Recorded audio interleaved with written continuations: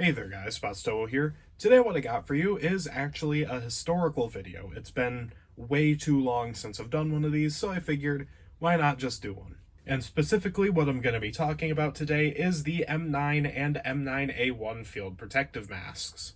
But before we get into the history, I'm sorry if you can hear it raining outside. There's not really much I can do about that, sorry. So jumping right into it.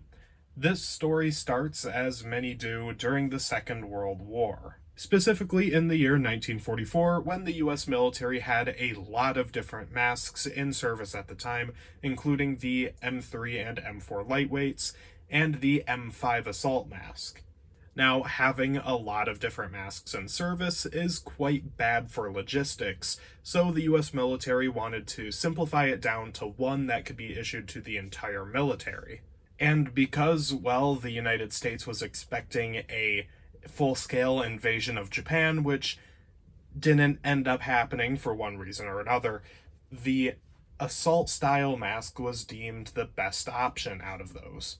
The problem was the M5 wasn't really satisfactory. It had issues with manufacturing, and it also would freeze up in sub-zero temperatures. But the US military needed something quick, so as a stopgap until they could get something better, the M81110 snout type gas mask was adopted. Now this was pretty much just an M4 face piece, just with an upgraded head harness and a 60mm port where the hose would normally be attached. These never really saw widespread issuing, so it kind of just exacerbated the issue that the US military started with. Now they've got yet another service mask in service, and this one just sucked and was meant to be a stopgap, so it's like, not great to have that now. At the same time, however, a US military contracted team of gas mask designers at MIT were working on a mask that would solve this problem for good.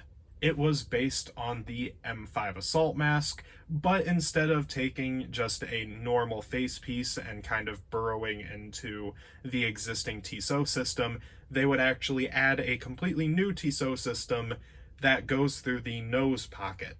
And this design was pretty interesting to the team at MIT, so by the end of 1944, the E19 series was officially started. It was also known as the MIT E19. And as some of you may know already, the E19 series eventually turned into the M9, but there was a lot of work to get there, as the series went through 49 revisions. When the E19 series reached the 25th revision, or E19R25, it split into 3 branching paths with the same face piece but a different kit. So while the face piece and filter, collectively known as the MIT E19R25 M11, stayed the same, the carrier and accessories are what changed. I believe I said earlier that there's 3 main variants or paths that it went down, but there's pretty much only 2 main paths, but one of them branches off into 2. These are the MIT E19R25 and the MIT E19R25F, with the F standing for featherweight. The MIT E19R25 kit was essentially just a normal kit, really. It had all the usual bells and whistles that comes with your mask kit, but the carriers were 2 different carriers. That was the M7A, which was essentially a modified M7 as found with the M511-7 assault mask. The main difference was pretty much just removable straps. The other carrier issued with the MIT E19R25 kit was the E19R2 combat carrier, which was another design for a waterproof carrier. Both of these kits maintained all of the accessories that were normal with your normal mask kit, but the MIT E19R25F was different. You see, the featherweight kit used the MIT E20 carrier, which was a very small canvas box that wasn't waterproofed and was just meant to be hung off of your cartridge belt. This carrier carried no accessories whatsoever and would actually require you to well, have enough space to store your mask to actually unthread the canister and put it in your mask. Before I get even further into the featherweight kit's details, I will actually put a picture of all three carriers that I just mentioned right now.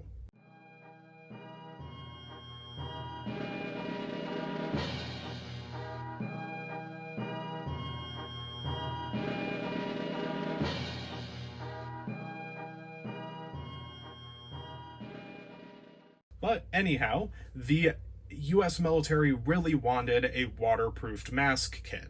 So, with the E-20 not being waterproof, they actually issued each of them with a waterproofing kit for the M11 canister, as well as added a waterproofed inlet valve to the E19R25 facepiece.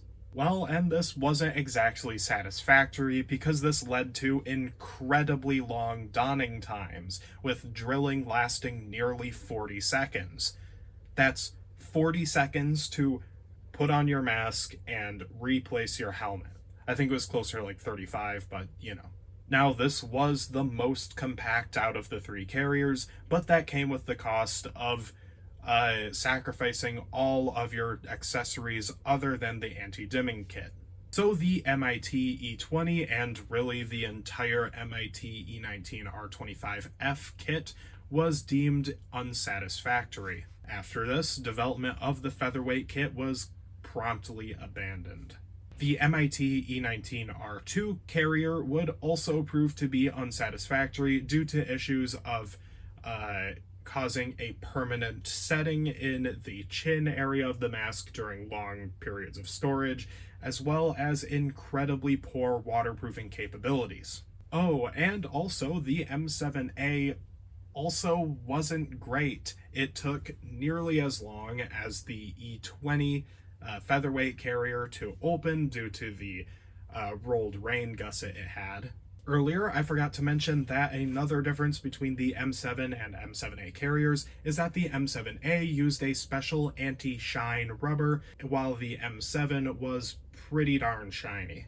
And while that definitely was an advantage, in camouflaging, it also led to the facepiece of the E19R25 clinging to the carrier's rubber a bit, slowing down donning times even more. And on top of all of that, the soldiers using the M7A carrier really kind of hated it. They preferred the E19R2 and the E20 carriers way more than the M7A. However, the team at MIT saw a lot of promise inside the M7 and M7A carriers, so they continued development on them to fix the issues that they found.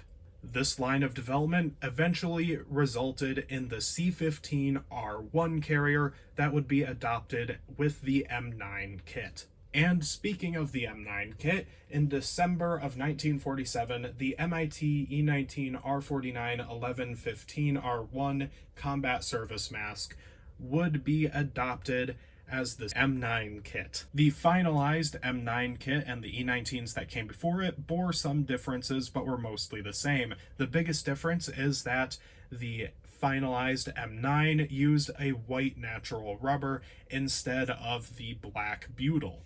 You see, butyl was expensive, and with the US military finally having access to East Asian rubber again, they could afford to do a natural rubber facepiece.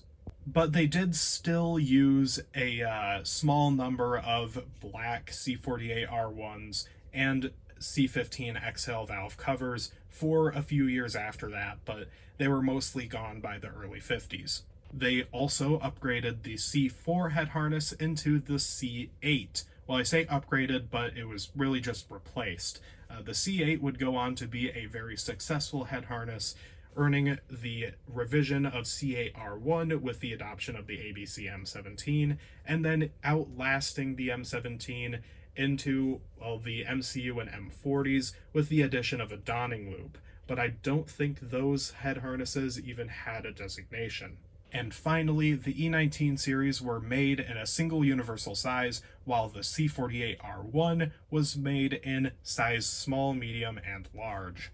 And that's pretty much all the differences. The M9 kit was adopted with the C48R1, the M11 canister, and the C15R1 carrier, which I don't have to show you today. The C15R1 was pretty much a modified M7 carrier, the difference being that it was only rubberized on the inside and made out of a green canvas. And yes, it was waterproof. The M9 proved to be pretty popular among the people that used it, but the early 1950s were a time of change in the US military. For one, they finally changed the absolutely horrible mask kit designation system that was adopted in the interwar era. That system, of course, being the one where they list the designation of the facepiece, canister, and carrier in that order. So with the M3 lightweight, that is the M3 So yeah, they finally got rid of that designation, and so the C48R1 facepiece was renamed M9. And thank God for that, honestly. That designation system was just horrible. Also in 1951, the US military realized that they didn't need waterproof carriers because, well, their main enemy was the Soviet Union, and they sure didn't plan on doing any sort of naval or amphibious invasion of the Soviet Union. This led to 1951's adoption of the M9A1. The only difference between the M9 and M9A1 was the introduction of the M11 carrier, which we will take a closer look at later, but really all you need to know about it right now is that it is not waterproof. And so the M9A1 was the variant used until it was replaced by the ABC M17 in the early 1960s. Oh, it is worth noting, though, that the United States Marine Corps did continue using the M9 for its waterproof carrier for some time after the adoption of the M9A1, but I don't know how long.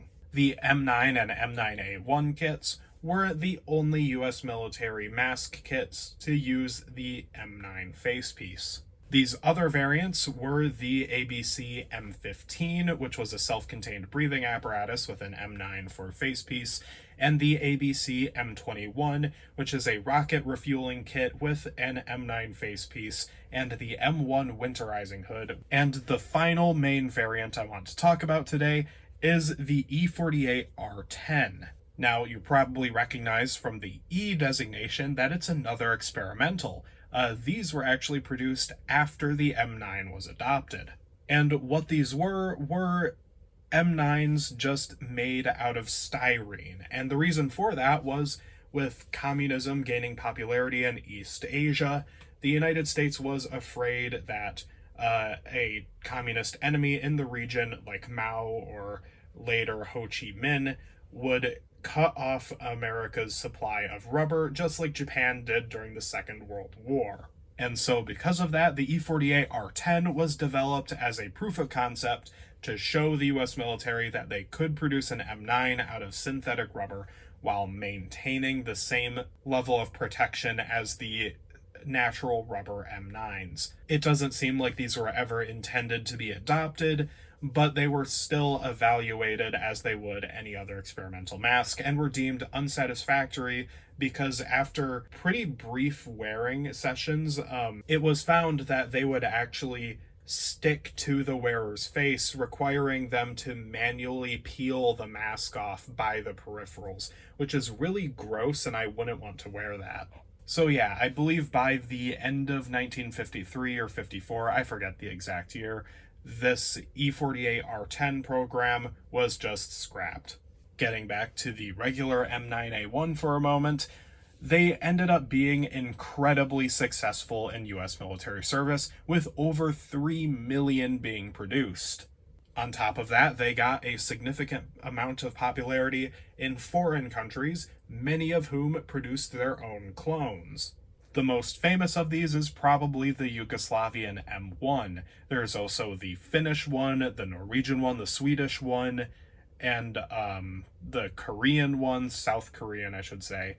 And specifically with the Finnish M61, their own M9 clone. The North Koreans seem to have cloned that, which is quite strange. From what I've read, it seems like for a time the Finnish and North Korean governments had a bizarrely good relationship, but, I'm not too sure on the details of that. So, as you can see, these were incredibly prolific masks. But in 1959, the US military would begin replacing the M9A1 field protective mask with the ABC M17. However, the ABC M21 and ABC M15 kits would stay in service for decades after that, and the M9A1 would actually get changed into a special purpose mask and would last in service until the 1990s in toxicological agents protective or TAP ensembles. These ensembles were used by people whose jobs were like heavy decontamination or like EOD. So yeah, these things had an incredibly long and storied service life. And with that, I believe I am done talking about history for now, so why don't we take a look at the mask itself. As I believe I mentioned earlier, it uses a white natural rubber. However, due to discoloration, many examples of the M9 today have this kind of pale green color. It uses a twin lens design, and those lenses are made out of laminated glass. On the side, there is a 60mm filter port for your standard M11 canister. They made versions of this mask for both left-handed and right-handed shooters, with right-handed variants being the most common. Left-handed variants will have the filter port just on the other side. And you can see the pronounced nose where the TISO deflectors run through from the filter port. Here's a closer look from the other side. On the forehead, you've got the letters US for United States and M for medium embossed on the forehead. On the side here, you will have your date roundel, mine being produced in 1952 by Firestone, and then also on the exhale valve cover for your C15 valve. Speaking of the C15 exhale valve, the cover is only held in place by one hooked peg. With it removed, you can just see the assembly in case you need to service it. You can also see the de-icing spikes on the inside of the cover. These were added because the military was worried that in the event of an invasion of Russia, exhaled air would carry moisture into the exhale valve assembly and freeze up, and then cause it to hang open or stay closed. So these little rubber spikes were added so that you could clear off any ice. And here's a closer look at the inlet valve. As you can see, it is just a very shallow 60mm thread. Moving on, we can take a look at this head harness. It is a 6-point design called the C8. Going around the nape of your neck, there is an added strap with a lift-the-dot fastener that you can put on there to add extra security in case the filter canister snags on something. And I believe that's all I want to say about the exterior, so let's move on to the interior. So here's the interior. There's not too much to say about it, but we can go over it real quick, starting with this peripheral seal, which is a nice textured design, very reminiscent of other masks from around the era, going back a couple decades. The texturing is there to increase the effectiveness of the seal and to keep it from sliding around on your face. Then we've got our oronasal cup, which I'm personally not sure what rubber this is made out of. I'm sure someone in the comments can tell me. And it's just got 2 nose cup valves. And if you fold it all the way back, you can see our TISO deflectors and the places where the nose cup is glued in. I sure hope all of this is in focus. I can't really see my phone screen at the moment. But down here is your exhale valve again. And with that, let's move on to some other parts of the kit. I think I was actually just recording in 24 frames a second, so if that is the case, I'm very sorry. But anyhow, here is the M11 canister. These were adopted alongside the M511-7 kits, but they were used with the M9 series as well. On the top here, you've got stamps such as US, M11, and then the manufacturer. I don't know which one WB is, but on the side here, you've got your lot number, your canister weight. I'm not sure if that's the weight of the entire canister or just the absorbent. I don't have a scale with me right now. and then your manufacture date. Then here on the bottom, or I don't know, I don't know what counts as the top or bottom. I've just been calling that the top of the canister, even though like it's on the side. I don't know. But you've got another manufacturing stamp embossed on the top there, and then your inlet and your threads. And what that looks like to thread it on is just like that. It's very quick to thread on because of those very shallow threads. Before I talk about the M11 canister, I should say that I don't have all the doodads and thingamabobs that this thing was issued with. Like, I don't have the M9A1 ointment kit or the glasses inserts, stuff like that, but I'm doing the best I can here. But yeah, so anyhow, here is your M11 carrier. On the front here, it says US with the Chemical Warfare Service, or I believe at this point they changed the name to the Chemical Corps, insignia, then Field Protective Mask M9A1, and then the size, and then which side of the mask the canister stem is mounted to. Decades after the adoption of the M9A1, the US military would begin purchasing and issuing M11 carriers that just say something along the lines of Special Purpose Mask M9A1. These were probably meant for the toxicological agent protective kits that were seen up to the 1990s. But yeah, so there were multiple ways to wear this carrier because of how the straps are set up. You could wear this at the hip, the waist, or you could wear this how you wanted. It's got two straps, one on the lower half here, and then one coming off the top. It opens with one big flap with 3 lift-the-dot fasteners. And then it has this very small rain gusset. But just in case water somehow got in, it has this little hole at the bottom so that it can drain right back out. Stamped on the rain gusset of the M11 carrier is its designation and some manufacturing info. Now, I hope you guys can see this. Let me turn on my little lamp here, get you a tiny bit more brightness. Alright. Yeah, you can see that it's just a big gaping hole with some pockets. I believe this is where your ointment kit was stored. And then way in the back, you've got a loop for your anti-dimming cloth. I really wish I had a C15R1 carrier to show you guys too, but unfortunately I don't. Before I show you the M1 Winterizing Kit, which is, in my opinion, the coolest accessory, we've got to take a look at the anti-dimming cloth. It comes in this little gray can that is distinct from the World War II version with the cap and just overall build. And as you can see, it's got all the instructions written on the outside. I'll just pan through it a couple times so you can read it. There we go. The cap comes off with a simple twist and then exposes your cloth.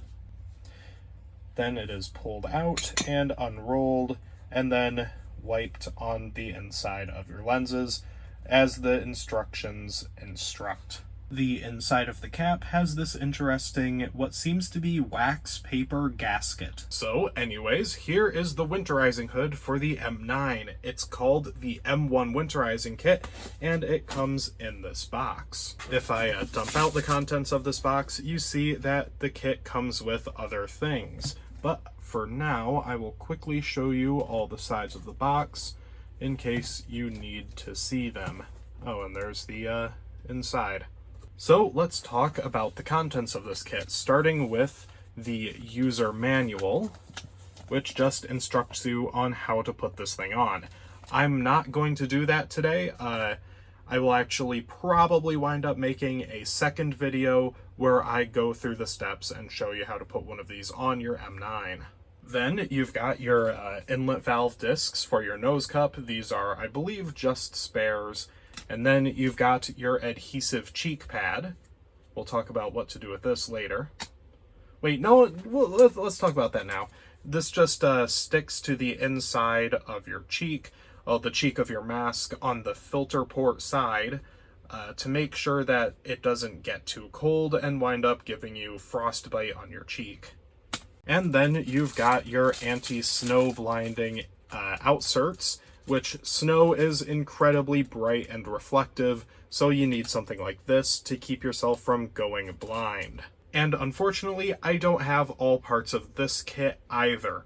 I am missing the fleece forehead pad, which serves kind of the same purpose as this, but it's just meant to prevent the icing of your forehead sweat. I'm also missing the insulating lens inserts, which just keep it a little bit warmer. Before I put this hood on the mask, I'll just show you around it real quick. Starting with your filter port opening and your lenses opening, it's got this little harness to make sure the lenses stay in the right spot. Then you've also got your XL valve pocket. Your XL valve stays in this big old flap so that it can stay a little bit warmer, but it can also get, a lot of moisture trapped in there, which is why this zipper is here. You open that up, and that lets out any trapped moisture. Then you've also got this drawstring neck dam, which just keeps it, a tight seal around your neck. And this is the back side of the hood. Nothing really to talk about here. Oh, I forgot to mention the utility pocket, which is here. When you install the hood onto the mask, you have to take out your XL valve cover and you store it right inside of there. All right, I've finally got this hood on the mask. It took like 15 minutes. It also occurred to me that I never actually explained the history of the M1 Winterizing Kit. So, as many of you guys know, following the Second World War was the dawn of the Cold War. During this period, the US military was very much aware that at any point they could go to war with the Soviet Union, and they needed to be ready for the possibility that nukes did not start flying, and that they would have to do a land invasion of Eastern Europe and Russia. And it turns out that Russia and Eastern Europe as a whole can get pretty darn cold. So while the face blanks of the M9 and M9A1 wouldn't start to stiffen up until about -30 degrees Fahrenheit, it still wasn't good enough. And so the M1 Winterizing Kit was adopted. So now I think I will just spin this around to give you a good look at what it looks like. I think that if I ever do a tutorial on how to put this on, I will try to see if I can get one of my full body mannequins so that you can see it a little better. Because this, Tammy, her neck isn't all that long, so it's kind of obfuscating, I suppose. Yo, it just occurred to me that I should also probably get, one of those rotating stand things that I can just, instead of reaching in and grabbing it and turning it, I can just, press a button and have it spin. That would be really cool. That would be really cool. I should get one of those. That would probably make the history sections a bit more visually interesting, because now that I've got the tripod, it's just completely stationary like it is right now. So, I gotta get one of those. I gotta get one of those. That'd be great. Anyways, I really hope you guys enjoyed this video. I really enjoyed making it, even though I had to memorize designations such as MIT, E19, R49, 11, 15, R1. It was still really fun to make this. I'm also happy that I got to show off one of my favorite mask accessories ever. And it's, I'm just really happy to put this on YouTube. And before I cut this video off, I would like to talk about how we are getting super close to 1,000 subscribers. I think it's just a hair over 130 left, which is insane. I never thought I would get this far. Thank you so much to everyone who's subscribed. I appreciate it more than you know. And I've mentioned this on community posts a couple times, but I think this is the first time I'm announcing it in a video. But when we hit 1,000 subscribers, I'm going to release a fan fiction about gas mask designers. And I've got some pretty big plans for that. I don't want to spoil anything, but I've got some big plans for that, and they're coming together, and it's really exciting. And I hope you guys enjoy that when it comes out. So, anyways, thank you very much for watching, and I will see you in the next one, whenever that is.